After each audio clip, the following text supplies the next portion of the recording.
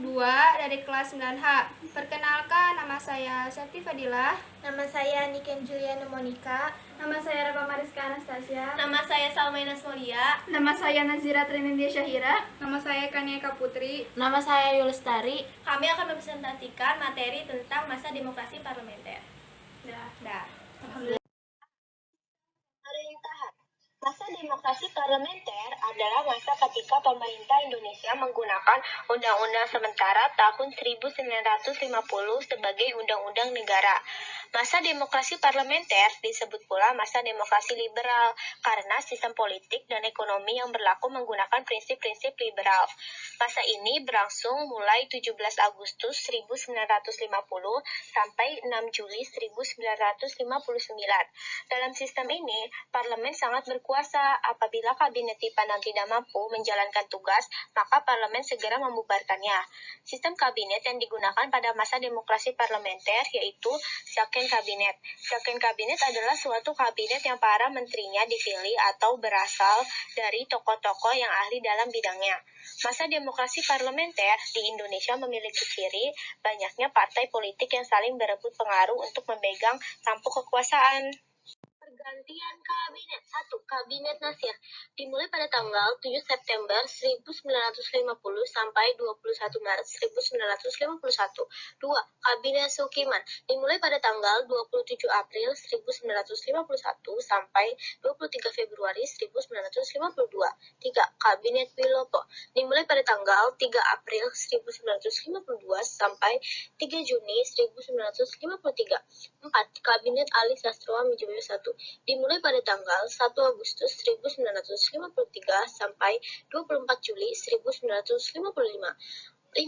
Kabinet Burhanuddin Harahap dimulai pada tanggal 12 Agustus 1955 sampai 3 Maret 1956. 6. Kabinet Ali Sastroamidjojo II dimulai pada tanggal 20 Maret 1956 sampai 4 Maret 1957.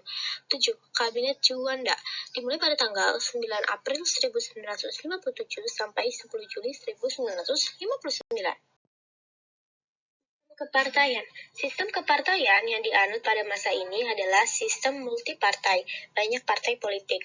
Banyaknya partai politik dalam pemerintahan menyebabkan munculnya persaingan antar partai. Partai-partai politik yang ada cenderung memperjuangkan kepentingan golongan daripada kepentingan nasional. Hal ini menyebabkan sering terjadinya pergantian kabinet, sehingga program-programnya tidak bisa berjalan sebagaimana mestinya, dan menyebabkan stabilitas politik, sosial, ekonomi, serta keamanan terganggu. Pada masa demokrasi parlementer tahun 1950 sampai 1959 seperti pada tabel berikut. Pemilu tahun 1955. Pada tahun 1955 diselenggarakan pemilihan umum pertama di Indonesia.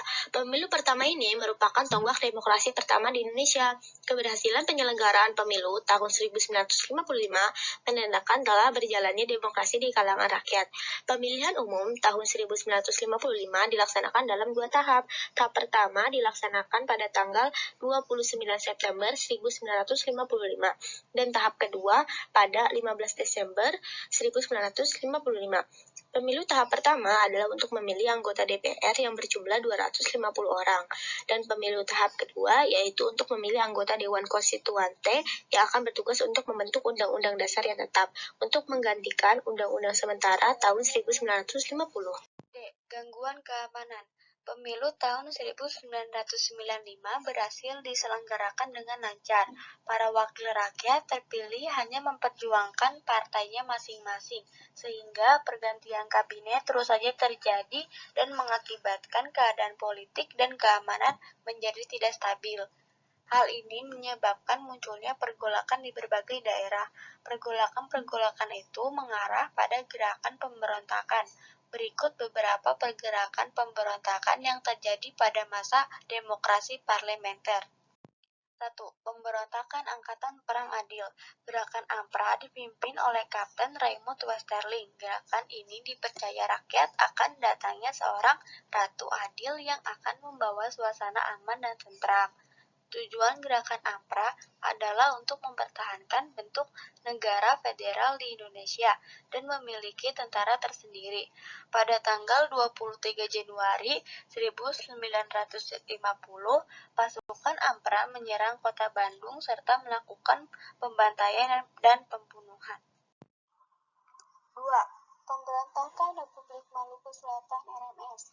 Pemberontakan RMS dipimpin oleh MLDN Christian Henry Stephen Soumukil. Penyebab utama munculnya gerakan RMS adalah masalah pemerataan jatah pembangunan daerah yang dirasakan sangat kecil, tidak sebanding dengan daerah di Jawa. 3. Pembentrokan di Ajis. Peristiwa pembentrokan di Ajis terjadi pada tanggal 5 April 1950. Peristiwa ini berawal dari tuntunan Kapten Andi Ajis dan pasukan terhadap pemerintah Indonesia. Pada saat itu, di Makassar sering terjadi bentrokan antara kelompok pro-persatuan dengan kelompok pro-negara federal. 4. Pemberontakan PRRI dan Permesta. Pemberontakan PRRI Permesta terjadi di Sumatera dan Sulawesi yang disebabkan oleh adanya hubungan yang kurang harmonis antara pemerintah pusat dan pemerintah daerah. Hal ini dikarenakan jatah keuangan yang diberikan oleh pusat tidak sesuai anggaran yang diusulkan. Hal tersebut menimbulkan dampak ketidakpercayaan. Konferensi Asia Afrika atau KAA dan Deklarasi Juanda. Pada masa demokrasi parlementer, Indonesia mengalami banyak stabilitas politik dan keamanan. Mampu mewujudkan keberhasilan diantaranya adalah penyelenggaraan Konferensi Asia Afrika atau KAA dan Deklarasi Juanda. 1. Penyelenggaraan Konferensi Asia Afrika atau KAA. Konferensi Asia Afrika diselenggarakan pada tanggal 18 sampai 24 April 1955 di Bandung. Penyelenggaraan Konferensi Asia Afrika membawa keuntungan bagi Indonesia karena kemampuannya menyelenggarakan konferensi tingkat internasional. Beberapa negara di Asia Afrika mulai memperjuangkan nasibnya untuk kemerdekaan dan kedudukan sebagai negara berdaulat penuh. Deklarasi Juanda. Sebelum Deklarasi Juanda, Indonesia masih menggunakan peraturan kolonial terkait dengan batas wilayah, bahwa Laut Kolonial Indonesia lebarnya 3 mil, diukur dari garis air rendah pada pulau bagian pulau yang merupakan bagian dari wilayah daratan Indonesia. Batas 3 mil menyebabkan adanya laut-laut bebas yang misalnya Indonesia. Hal ini menyebabkan kapal-kapal asing mengarungi lautan tersebut.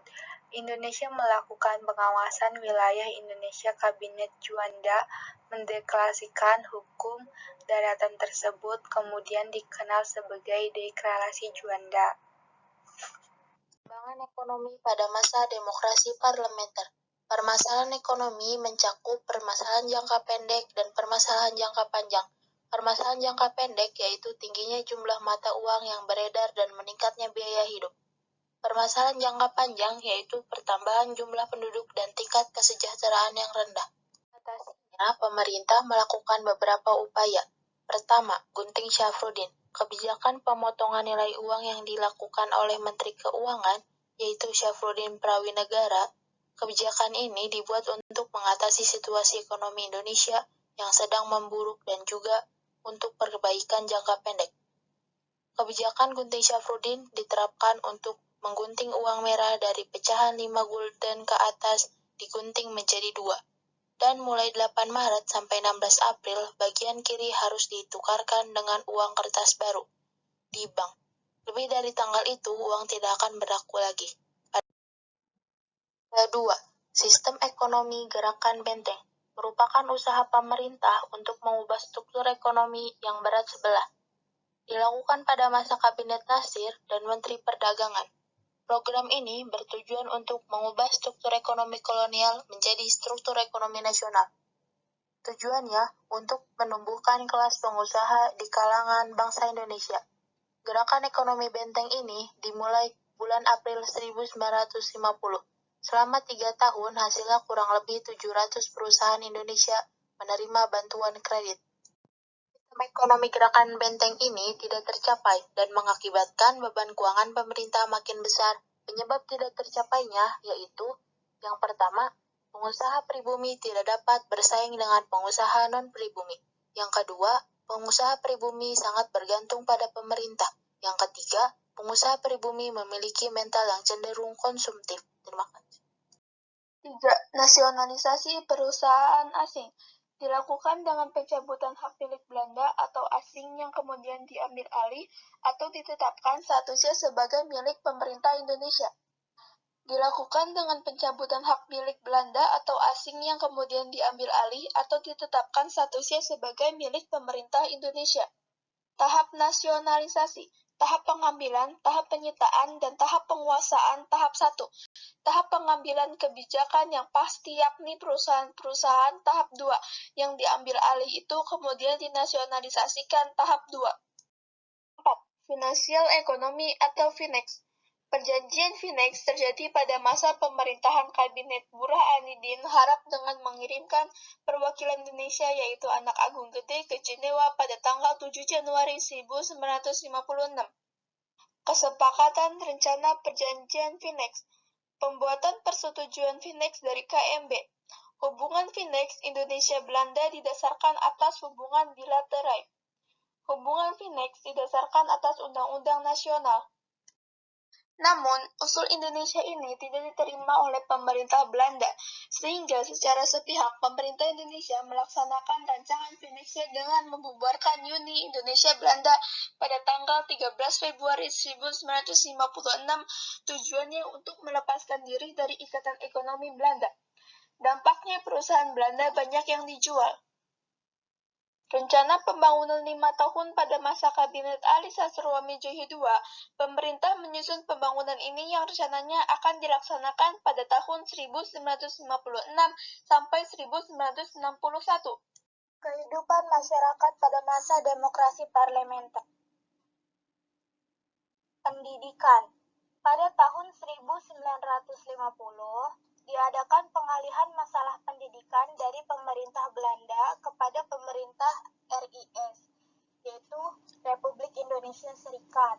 Kemudian, disusunlah suatu konsepsi pendidikan yang dititikberatkan kepada spesialisasi, sebab menurut Menteri Pendidikan pada saat itu, bangsa Indonesia sangat tertinggal dalam pengetahuan teknik yang sangat dibutuhkan oleh dunia modern.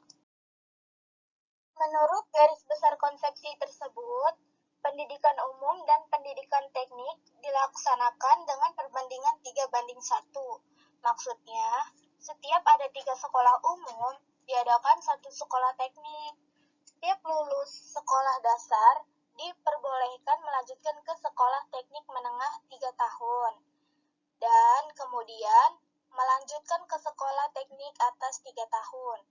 Setelah lulus sekolah, teknik menengah dan sekolah teknik atas, diharapkan siswa dapat mengerjakan suatu bidang tertentu.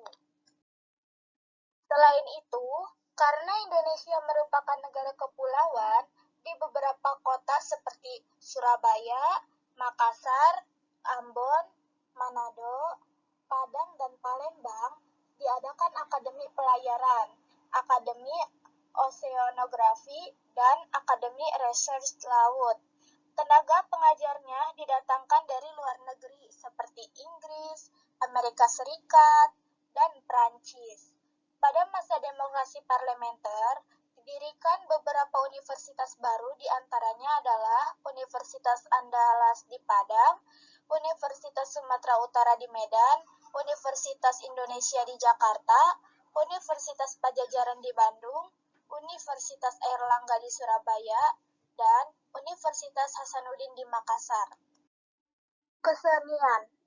Dalam bidang kesenian, muncul berbagai organisasi seni lukis, seperti Organisasi Pelukis Indonesia, PI, dan Gabungan Pelukis Indonesia, GPI. Selain itu, berdiri pula Akademi Seni Rupa Indonesia, ASRI, di Yogyakarta.